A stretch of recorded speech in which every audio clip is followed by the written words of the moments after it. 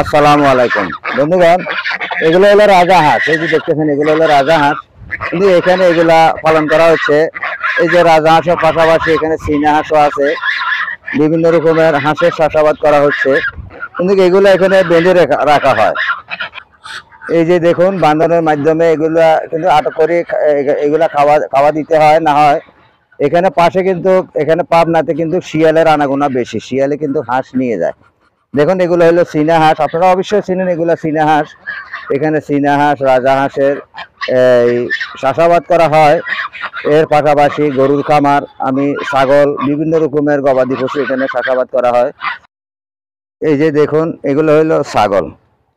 আমরা আসলে অনেকে বাংলা ছাগল, অনেকে পাটনাইয়া ছাগল, এখানে পাটনাইয়া ছাগল, দেশীয় ছাগল সব এখানে আছে। এই যে দেখতেছেন, এখানে ছাগলগুলা এখানে কিন্তু বেঁধে খাওয়ানি হয়।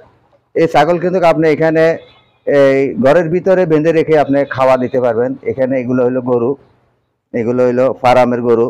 এগুলা কিন্তু এই গরু গবাদি পশুগুলা এখানে চাষাবাদ করা হচ্ছে। কামরুল ভাই, শিবলো এবং কি বুলবুলের গরু।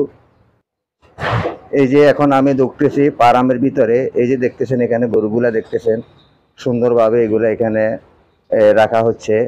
আপনারা গবাদি পশু পালন করতে পারেন। গবাদি পশু পালন করলে অনেকটাই লাভবান হতে পারবেন।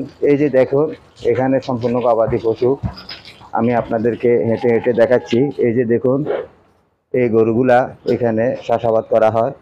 এই যে দেখুন, কামরুল ভাইয়ের আমি আরও আগে ভিডিও দিয়েছি আপনাদেরকে, আপনারা দেখতেছেন।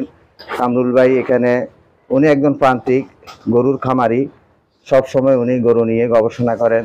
এমনকি অনেকেই আপনারা যদি কেউ গবাদি পশু নিয়ে খামার করার ইচ্ছা থাকে কিংবা গরু কেনার ইচ্ছা থাকে, তাহলে আপনারা অবশ্যই কামরুল ভাইয়ের আগের ভিডিওতে নম্বর দেওয়া আছে, সেই নম্বরে আপনারা যোগাযোগ করবেন।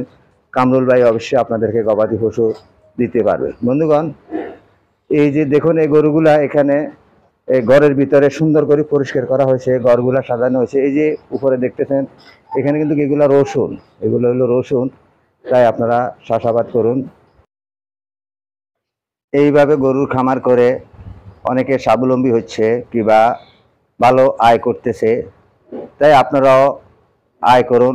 সকলের প্রতি সেই প্রত্যাশা জানিয়ে এখান থেকে বিদায় নিচ্ছি। আসসালামু আলাইকুম ওয়া রাহমাতুল্লাহি ওয়া বারাকাতুহু।